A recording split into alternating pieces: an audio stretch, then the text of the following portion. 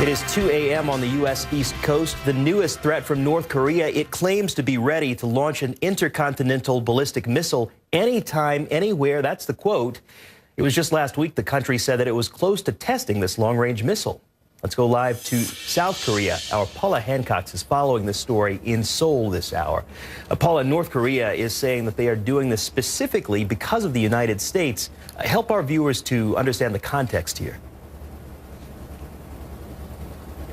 Well, George, this is something that we've been hearing for many years, even decades. North Korea blaming the United States for their arms development, saying that they need to have this nuclear and missile program so that they can protect themselves against what they call a hostile policy of the United States. So this is really in keeping of what we've seen for many, many years now. We heard on Sunday from North Korea that they said that they could launch an intercontinental ballistic missile at any time and from any location. It really just depends on the North Korean leader, Kim Jong-un, to give the green light. So an increase in rhetoric once again. We heard Kim Jong-un on New Year's Day in his New Year's Day address say that he was close to launching launching an ICBM, which of course could hit mainland United States in theory. And then just one day later, we heard from President-elect Donald Trump saying it's not going to happen. And so this is really a response to that. We are not seeing Donald Trump himself being mentioned, though, by North Korea. There's no combative language when it comes to the president-elect, but they are saying once again that they blame the United States for the fact that they feel the need to have this ICBM program. George? So, Paula, the increased rhetoric, we're seeing that. The claim has been made. It's causing a great deal of concern, but there have always been doubts about the North's capabilities. Is there any new reason to believe now that they are truly able to carry it out? Well, obviously, the one person who knows the answer to that is Kim Jong-un himself. Those outside of North Korea, the intelligence community, the governments, the officials, the experts, they can just effectively guess. They can see what North Korea has been saying. They can look at satellite images. They can see what's happened, for example, with the satellite launch that North Korea carried out just over a year ago. North Korea said this was peaceful. They launched a satellite into space, but experts say that's the same technology as an ICBM. All you have to do is you take the satellite off the top of that rocket and you put a nuclear warhead or a conventional warhead. And really, it's a little more complicated than that, but then you have an ICBM.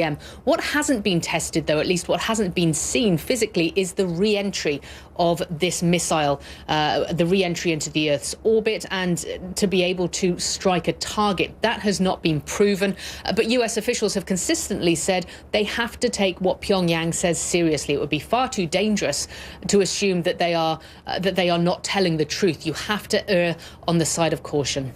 And Paula, you touched on this just a bit, but let's go just a little further with the issue of timing. South Korea, as you have reported, has been mired in domestic issues with its president. And here in the United States, we are less than 2 weeks away from a transition of power to a new president who has said about North Korea's threats that it's not going to happen. Is this an opening for the North?